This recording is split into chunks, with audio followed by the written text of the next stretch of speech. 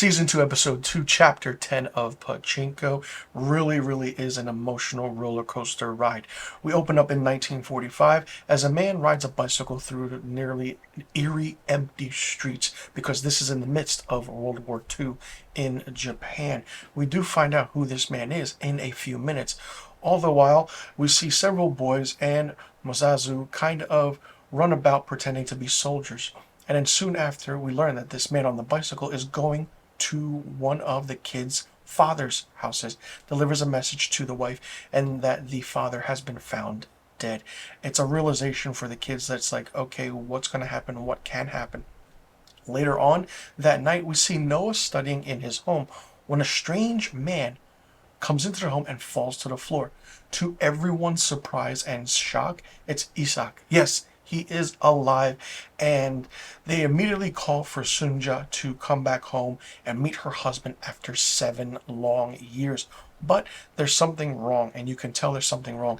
He's very sick. He's got, you can see his cheekbones. He doesn't look like he has long to live, and there's a reason he is back. Now Sunja sees her husband and she decides to, in a way, go to find a doctor because she needs him to be alive and with her because she wants that to happen. Already by this point, Isak knows he doesn't have much long to live and wants to spend the most time with his family as he can. He apologizes to Sunja for leaving her and the boys all alone by themselves. Now she tells him that she is thankful for what he has done and that for the brother-in-law and the sister-in-law who really helped with everything. He also learns of Yosa being in Nagasaki, which means there's no way he'll be able to see him before he's gone.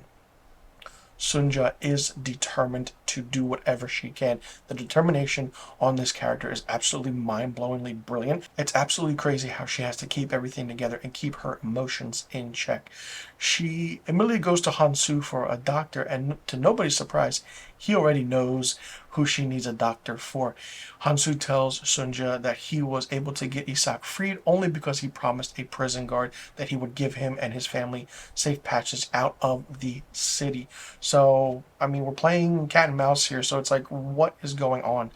He tells Sunja that he'll get the finest doctor in the city that he can, but on the condition that she and the kids leave the city with him, which gives her an ultimatum, which we did not expect. On the other hand, Isak requests Noah to bring Pastor Hu because the older Pastor Yu passed away. Noah brings the man back, only to be shocked by a massive revelation. We find out who turned Isak in, and it was Pastor Hu, who reported Isak back. He was because he was jealous for the love he received, and basically who had been abandoned by his parents and his family and never had a family of his own. But in a way, it was Isak who showed up, whose love was divided, and making Hu feel abandoned yet again. So it's an interesting way we start this second episode, and it's just, you're drawn to the episode because you just can't look away, and it's like a fantastic drama that it's unraveled. Now, back to the 1980s, we see Solomon is jobless and depressed. Of course, we know that. But he promised a deal to Shifley and Absan. But when it came to materialize, he really messed things up. And you know what he did. It's a crazy thing that this character did this.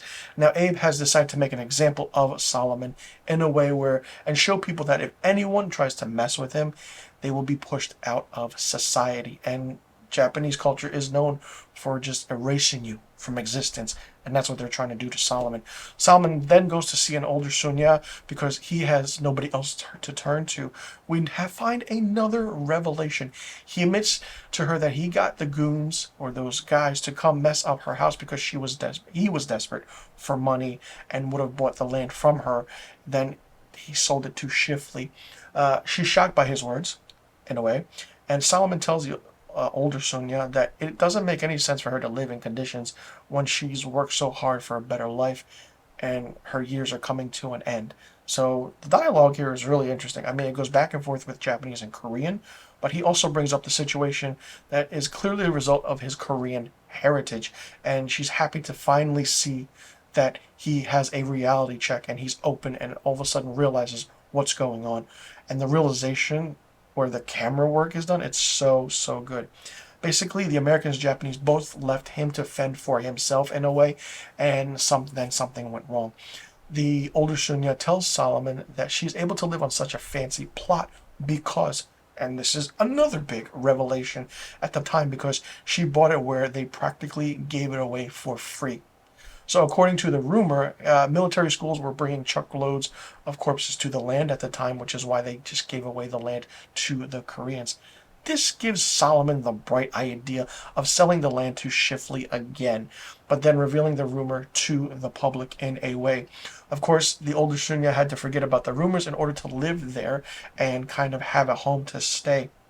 But in a way, acting make it for her to see Solomon, even if it means disturbing the dead. Solomon tries to convince an older Sunya and tells her that he knows he's privileged in life, but what's so wrong wanting to live in peace after all the time and after all the heartache that she's been through and that he's been through. Now, we go back, and an interesting contrast between the editing in this season, or I want to say this series, is we go back to the 40s, the 80s, and back and forth. You just have to really pay attention to when that switch happens, because it's like you're watching one scene, you're invested, and it goes back to the past or it moves to the present. Now, we know that, and it goes back to the past, and where Isak has sepsis and probably has a few hours only to live.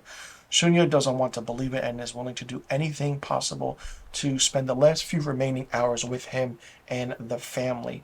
She then spends a way of trying to lay in bed with him, tell him that over the years that of his being gone, she learned so much and learned a lot of things, and it's because of him that she actually survived and strived for the better. It's kind of a true symbol of hope for her, but then as her hope is becoming, he's slowly fading away. And spoiler alert, in an interesting twist, Isak does pass away. We see that his casket is burning and the city goes into panic mode. And this is a quick edit to end this episode.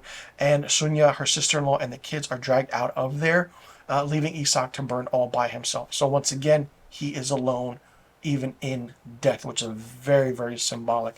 At the end of the episode, we see that Solomon meets with the same man who sent the goons to the old lady's house, or Sunya's house. He then tells them that he will sell the plot for 1.4 billion to Abe, and they'll get a 10% cut, but the hotel will never be built. So it's like, wait a minute, what is going on? So that's the entirety and the recap of episode 2. Really, really loved it. Really enjoyed it. It's really, really deep of a show. If you're not used to drama, emotion like this, or knowing the aspects of what the Japanese and the Koreans went through in World War II, and how the difference and the similarities are between, how a family can go through something like this, and it's focused on one generation after another, and how the impact of a young Sunya has an impact on the older Sunya. It really, really shows how it's done. The editing is phenomenal. The cinematography is great. And the directing is just mind-blowing.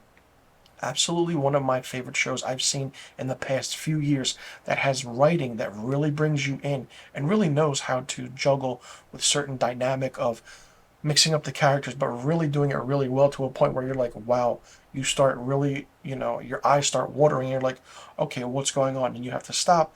You gain your composure, and all of a sudden the next scene your eyes water again. It's so well done. It's amazing, and I'm absolutely loving the second season. So far, with 2 episodes in, it's better than the first season. I'll just leave it at that.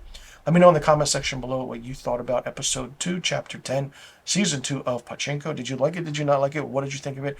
What do you think about the whole aspect and the big revelations in season 2, episode 2? Did you like all the crazy twists and turns that happened?